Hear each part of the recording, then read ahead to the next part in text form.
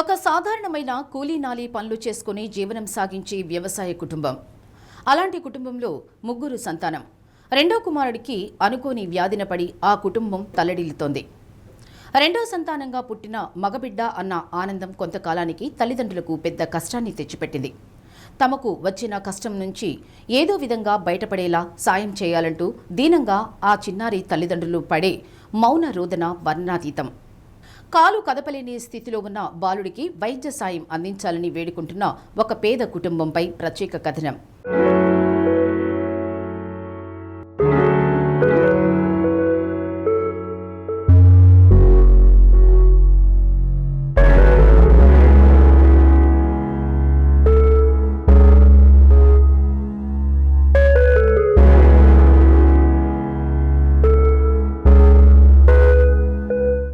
సంతమాగులూరు మండలం కొప్పెర గ్రామానికి చెందిన వల్లెపు వెంకటేశ్వర్లు విజయలక్ష్మిలకు రెండో సంతానంగా పవన్ కిషోర్ జన్మించాడు.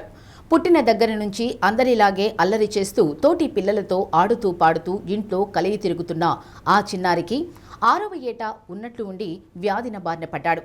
నడవడానికి వీలు లేని పరిస్థితి ఏర్పడింది. అలాంటి చిన్నారిని స్థానికంగా ఉన్న వైద్యుల వద్ద చూపించినా ఎవరూ ఏమీ చెప్పలేదు. హైదరాబాద్లోని వైద్యశాలలో చూపించారు. అక్కడ వైద్యులు పరీక్షలు నిర్వహించి చిన్నారికి డచెన్ మస్కులర్ డిస్ట్రోఫీ వ్యాధి సోకిందని నిర్ధారించారు. ఎంతమంది వైద్యుల దగ్గర చూపించినా నయం అయ్యే పరిస్థితి కనిపించడం లేదు. రోజురోజుకి వ్యాధి తీవ్రత పెరిగిపోతోంది. వయసు పెరిగే కొద్దీ చిన్నారి శరీరంలో మార్పులు వచ్చి కనీసం కాలు కదపలేని పరిస్థితి ఏర్పడుతోంది. పవన్ కిషోర్కు సంక్రమించిన కండరాల క్షీణత వ్యాధిని నయం చేసేందుకు, తగ్గించేందుకు అనువైన మందులు దేశంలో లేకపోవడం, ఇతర ప్రాంతాల నుంచి తెప్పించి వాడాలంటే పెద్ద ఖర్చుతో కూడుకున్నది కావడంతో ఏం చేయాలో పాలుపోని తల్లిదండ్రులు చిన్నారిని వెంట పెట్టుకుని ఏదైనా వైద్య సాయం అందించమని వేడుకుంటూ ప్రకాశం జిల్లా కలెక్టర్ రాజాబాబును ఆశ్రయించారు. ఈ వ్యాధి నిర్ధారణకు అవసరమైన మందులు దేశంలో అందుబాటులో లేవని, అమెరికాలో వినియోగంలో ఉన్న ఇంజెక్షన్ వాడాల్సి వస్తుందని వైద్యులు తెలిపారని తల్లిదండ్రులు కలెక్టర్ దృష్టికి తీసుకువచ్చారు. ఆ ఇంజెక్షన్ ఖరీదు 29 కోట్ల రూపాయలు ఖర్చు అవుతుందని వైద్యులు తెలిపారని, అంత ఖర్చు పెట్టే స్తోమత లేదని, ఏదైనా మరో సాయం చేసి తమ చిన్నారికి నడిచేలా వైద్యం చేయించాలని వేడుకున్నారు.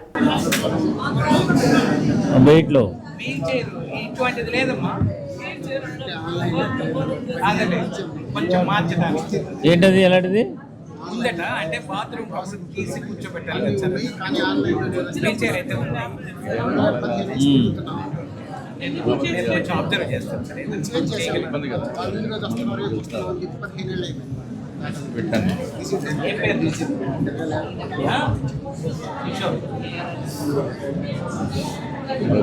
ठीक है अच्छा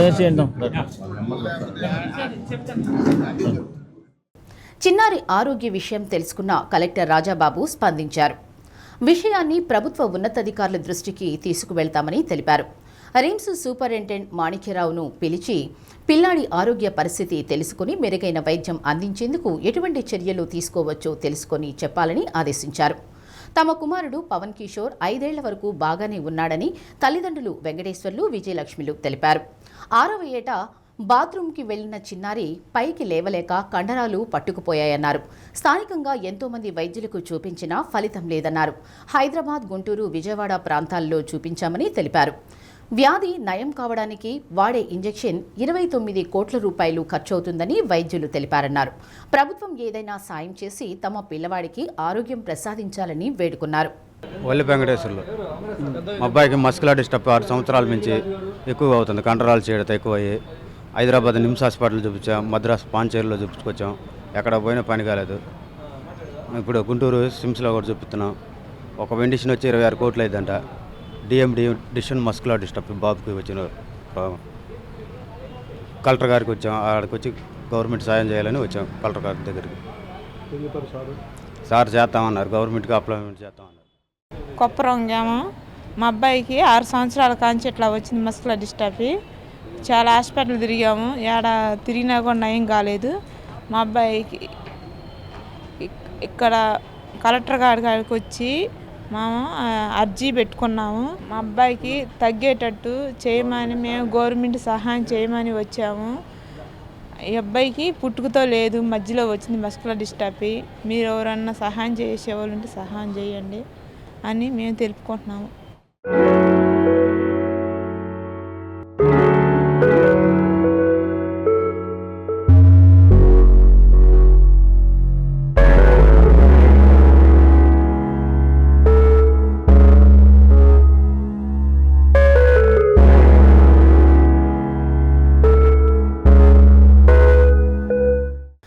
చిన్నారికి సోకిన వ్యాధి కండరాల క్షీణతకు సంబంధించిన వ్యాధి అని రిమ్స్ సూపరింటెండెంట్ మాణిక్యరావు తెలిపారు.